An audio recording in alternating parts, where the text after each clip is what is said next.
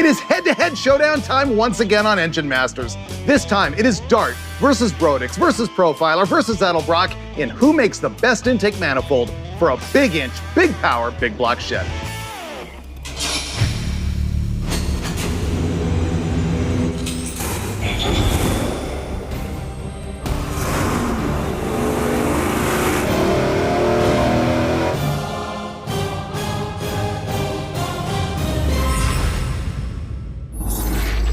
It's my happy day. You know why?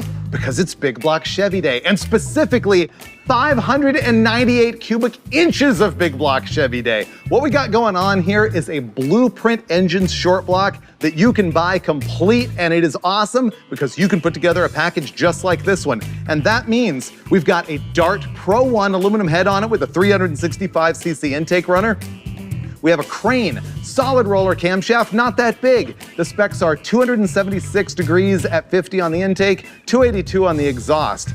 And this thing has about 10 3/4 to 1 compression. It makes about 850 horsepower on 91 octane pump gas. So this is the type of combination that Brule has been seeing come across the dyno a bunch these days. But the question everybody has is, what is the best single 4-barrel intake for huge power? And that is what we're gonna find out today. The first thing that we're gonna do is run it with the Dart single plane that is sort of matched to these cylinder heads. And then we're gonna do a ruthless head-to-head shootout between Dart, Edelbrock, Profiler, and Brodix. So we're gonna roll this thing and hook it up on the dyno. I'm gonna have Brule talk to you about some of the instrumentation that we're gonna do here so that we can narrow in on the reasons why each manifold is best. So let's get that going, man. We're gonna make some power today. Two of the things that we really want to pay attention to during our intake manifold test is airflow, which we're measuring with the air hat, and cylinder-to-cylinder distribution. We have the dyno outfitted with individual O2 meters, one for every cylinder. So between airflow and cylinder-to-cylinder distribution, we're going to be able to kind of better analyze the power potential of the intake. Ultimately, it's going to be torque and horsepower, but this is going to help us know why. All right, here we go for the test that Brule made me do. He's been dying for this one. He just wanted to know. Yeah, he had to know. I need more big block info. I know. Well, I want to know too. This is a question that gets asked a lot more than you might see. I mean, phone calls and guys in here with big blocks. It's you know, it's a question that's asked a lot. Which is literally, what's the best out of the box single 4-barrel intake for my 565, 582, 598? Yeah. Yeah. Okay, well, we're gonna find out, starting out with the Dart, right? You have it all tuned up? Yep. Well, I think I do. Well, we'll find out. We'll find out. Everything will go wrong now.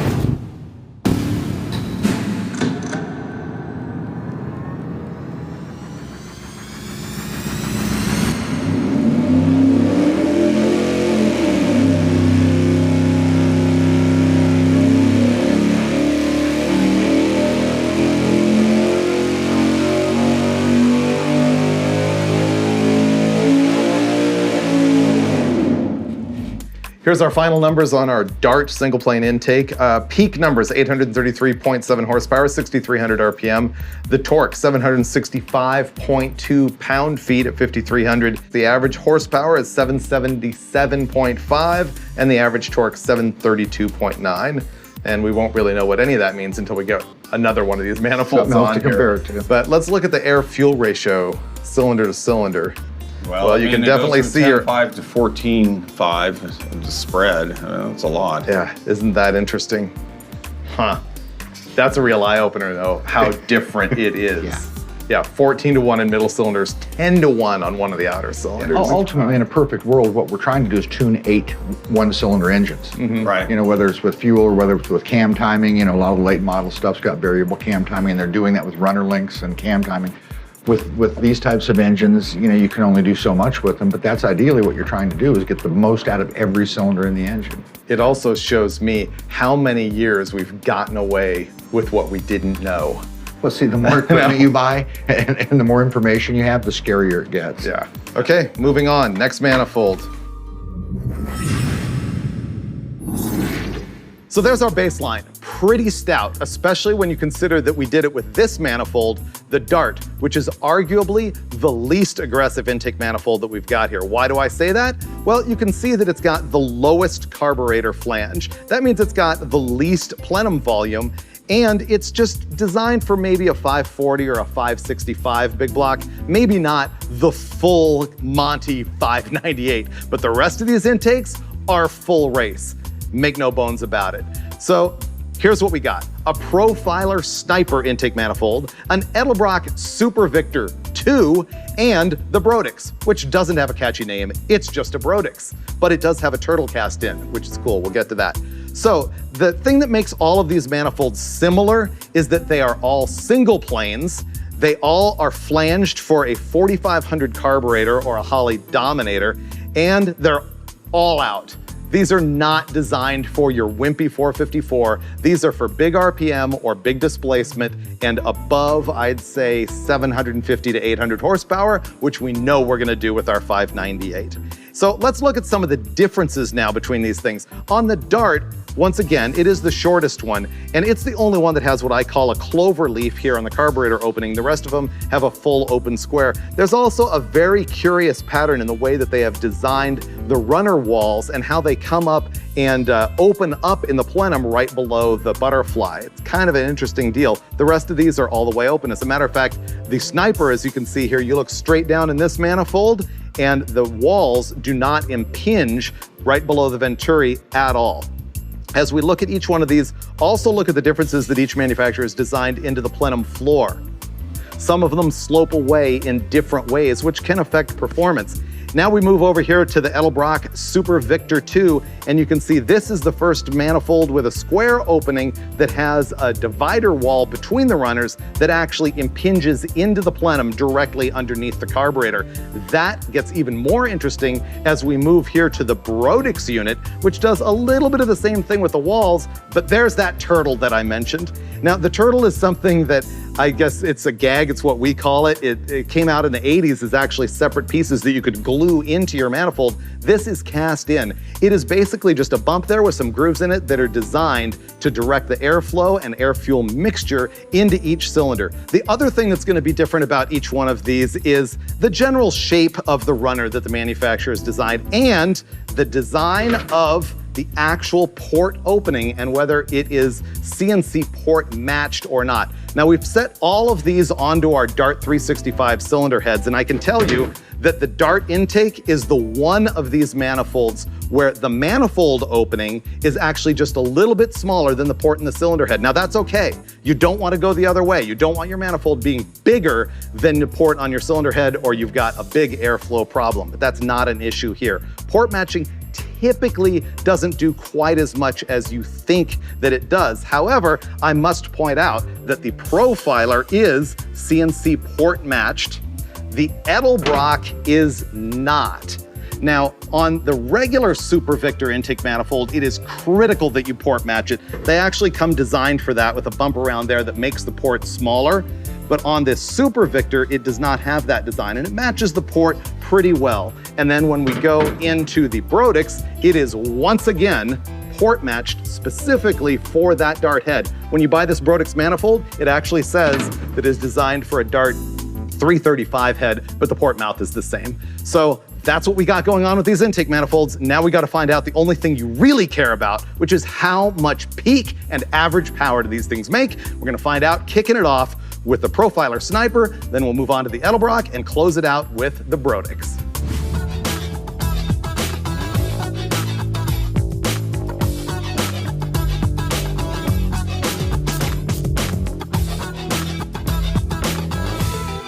All right, we're ready to go now with the Profiler Sniper manifold, and I have to have this on record. We were out there sitting on the sofa, and I said to Dolchek, oh yeah, the Profiler's probably gonna bump this thing over 850, and he gave me one of the Dulcich. I said the same I thing, don't know. but we had two completely separate reasons for believing that that one might be the winner. You just trust the guy who built this manifold. I know that the other manifolds were around when the guy that built this one had something to compare it to. So when Darren Morgan did this thing, I figure it's got a pretty good chance. I just eyeballed it and said it's better. Well, we'll find out who's the hero and who's the chump. The once calibrated again. eyeball. That's it. Ready? Yeah.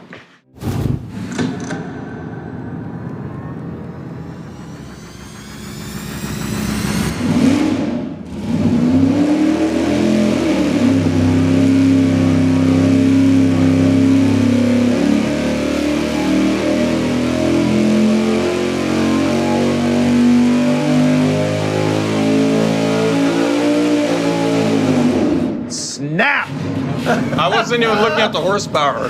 Man, the distribution on that thing was way better. Yeah. It made a lot more power. Wow.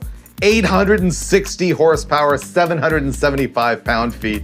Way better than that other manifold, but we're gonna have to go out there and rejet this thing and come up with a final number. It's gonna make even more power than this once we lean it out. At peak, we're seeing 60 more CFM of airflow with this manifold than the earlier one. Now, to be completely fair, that Dart manifold is much shorter. Yeah. It's like a different category of manifold. Yeah. It's for smaller engines. I thought it only fair to point out that it's not that the Dart is garbage, it's that it's not as good on this engine.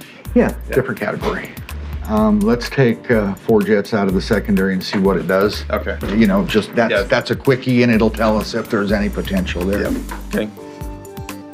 So these guys are gonna run out there and lean it out just a little bit, and we'll run it again and find out if we can make even more power with the Profiler Sniper.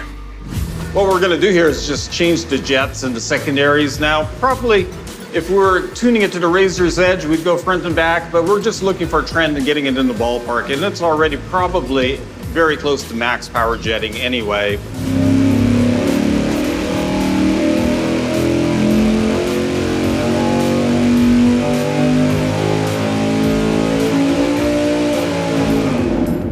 So here's our final numbers on the Profiler Sniper intake manifold. 864.8 horsepower, 777.2 pound-feet of torque. The average power between 4,500 and 6,700 RPM is now 796 horsepower and 749.4 pound-feet of torque. Super Victor 2 coming up next. Let's do it.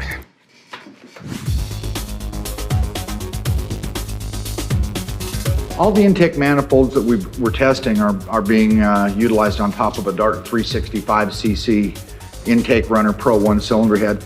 We checked beforehand to make sure that there was no overlap in the intake where the intake was actually larger than the cylinder head. That causes an interruption in airflow. So if you have a mismatch of some sort, it's at least better to have the intake a touch smaller, and that's where we are on all of these manifolds.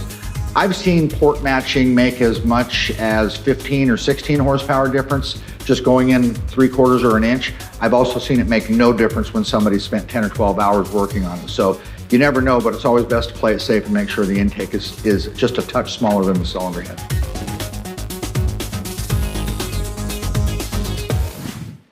Now we're ready to go with the Edelbrock Super Victor 2.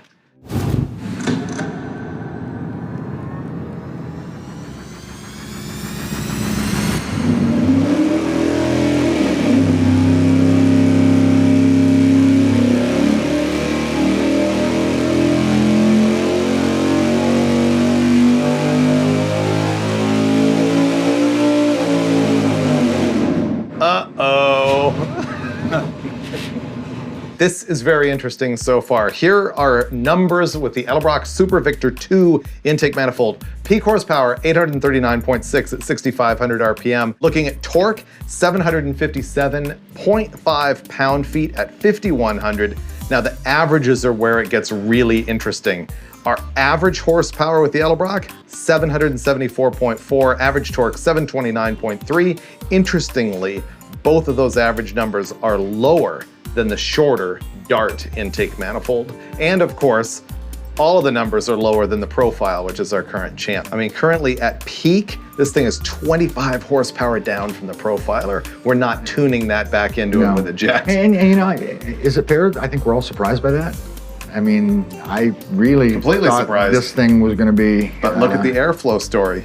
Which would you like me to compare it to first? The Profiler. The Profiler. That's our Okay, leader. Well, that's going to be kind of easy to know what happened there. Yeah, duh. Oh, wow. There you go. Yeah. So obviously what's happening here is that the Edelbrock is not flowing as much air as our current leader, the Profiler. What do you think?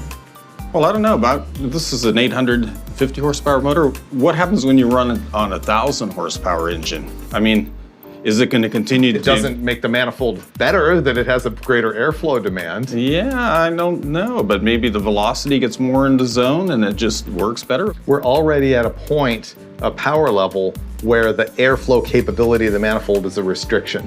And so adding more power, it's not going to make it less of a restriction. Well, you guys are presenting a convincing argument. Well, you know, if we've got a 496 at 7,200 making 850, or this thing at 6,300 making 850, it's 850 Well, that's a wash. horsepower. Same- so same. Essentially the same mass air. Yeah. Now, Well, that's the out-of-the-box number with that. So the last one we got is the Brodix with the cast-in little turtle in the plenum. I saw the turtle. I like the turtle. I think let's name it. Turdy? All right, we're gonna go install the Brodix manifold now.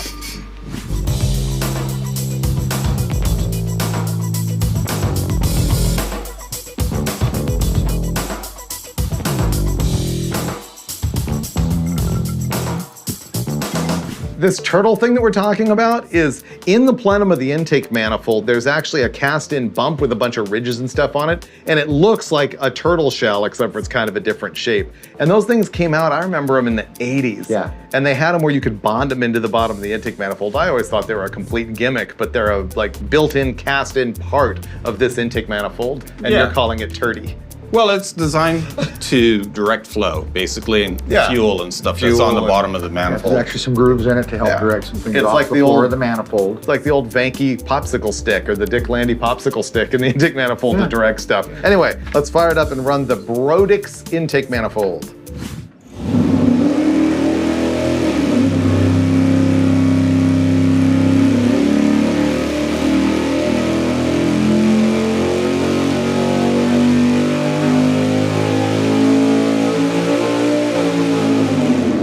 Long live Yeah. Turdy the Turtle!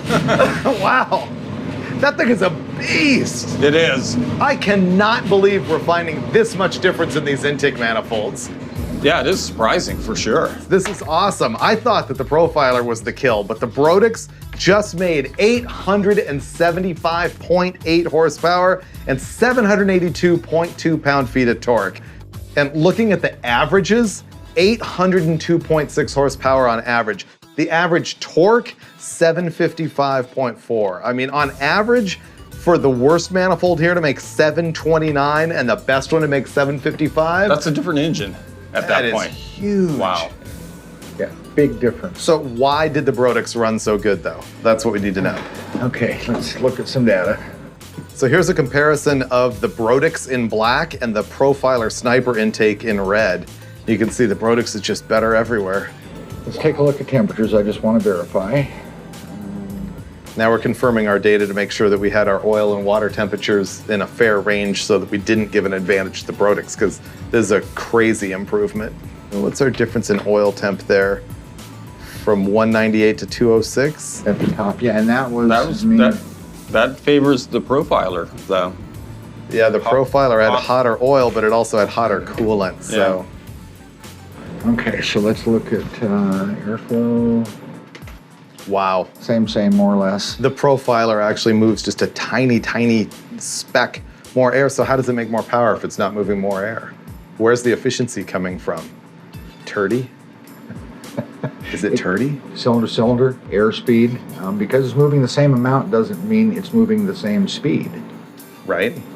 So it could be. Yeah, velocity in the intake power comes from manifold. two places, either more airflow or better efficiency. So it's obviously slightly more efficient. Now we're looking at the air-fuel ratio cylinder to cylinder on the two manifolds. The Profiler's in red and the Brodix is in black, and yeah, it does have a closer range. A little than the closer grouping. I Profiler. mean, this is good, but this is just a touch better. So Tiny that could bit. be part of it.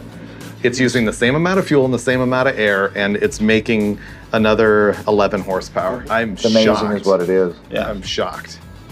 It's kind of cool to see that there actually is a difference. It's Yeah. a huge difference. Because you look at all these big manifolds, some tall, some short. I mean, to actually now be able to see that there are applications and there's differences, it makes me want to test more. I know.